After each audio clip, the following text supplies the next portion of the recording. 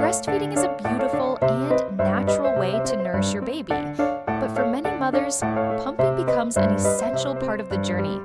Whether you're returning to work, building a milk stash, or simply looking for flexibility, understanding how to pump effectively is key. Start by choosing the right breast pump for your needs.